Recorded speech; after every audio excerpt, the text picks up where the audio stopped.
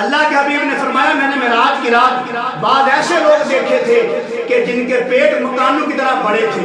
ہلکا سا پیٹ آدمی کا بڑھتا ہے کتنی تکلیف ہوتی ہے.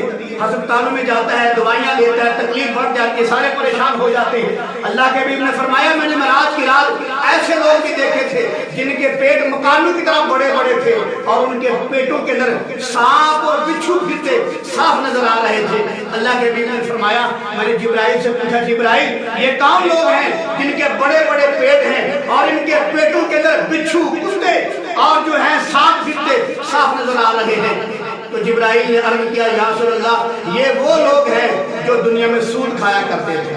تو میرے عزیز بھائی قرآن بھی کہتے ہیں احل اللہ البیع وحرم الربا, خرید و فروخت کرنا یہ حلال ہے اور سودی کاروبار حرام ہے, یہ تو قرآن بھی کہتا ہے. اور ایک حدیث مبارکہ سن لیجئے, اللہ کے پاک پیغمبر نے فرمایا جو سودی کاروبار کرتے ہیں وہ کل قیامت کو ایسی حرکتیں کریں گے جیسے پاگل ہوتا ہے, بے وقوف ہوتا ہے, ڈنگرو والی حرکتیں کریں گے اور پوچھا جائے گا یہ وہ لوگ ہیں جو دنیا میں سودی کاروبار کیا کرتے تھے اور سود کھایا کرتے تھے. ایک اور حدیث مبارکہ سن لیجئے, اللہ کے پاک پیغمبر نے فرمایا سود کی ایک چوانی کھانا ایسے ہے جیسے ماں سے زنا کرنا ہے. اللہ معاف فرمائے, اللہ سب کو سودی کاروبار سے بچائے. کتنی بڑی سخت وعید ہے. اللہ کے نبی نے فرمایا جو سودی کاروبار کرتا ہے, سود کھاتا ہے, فرمایا ایک چوانی سود کی کھانا ایسے ہے جیسے ماں سے زنا کرنا ہے.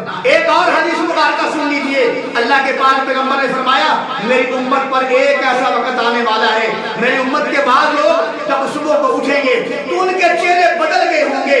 بعض کو اللہ نے سور بنا دیا ہوگا, بعض کو اللہ نے بندر بنا دیا ہوگا, اور پھر اللہ پاک کا عذاب آئے گا, ان پر اللہ پتھر برسائے گا, ان پر پتھروں کی بارش آئے گی, اور اللہ پاک بعض کو زمین کے اندر دھنسا دے گا.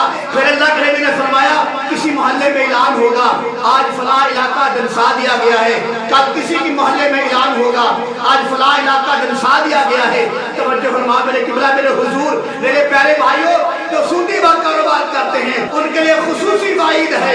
میرے قبلہ, میرے حضور, میرے پیارے بھائیوں, جو سودی کاروبار کرتے ہو توجہ سے میری بات سن لو. اللہ کے پاک پیغمبر نے فرمایا کہ میری امت کے بعض لوگوں کو سور بنا دیا جائے گا, بعض کے چہروں کو بندر بنا دیا جائے گا, ان پر اللہ کا ایسا عذاب آئے گا, ان پر پتھر برسیں گے, ان کو زمین میں دھنسا دیا جائے گا.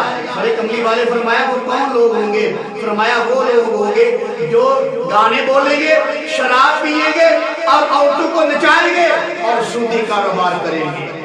سودی کاروبار کرنے والے کے چہرے کو اللہ بندر بنا دے گا, سور بنا دے گا. تو میرے امیر بھائی کوشش کریں جو سودی کاروبار کرتا ہے وہ توبہ کر لے. میرے کملی والے کا فرمان سن لیجئے, میرے پیغمبر نے فرمایا جو 3 مرتبہ سچے دل سے توبہ کر لیتا ہے اللہ اس کے گناہوں کو معاف کر دیتا ہے.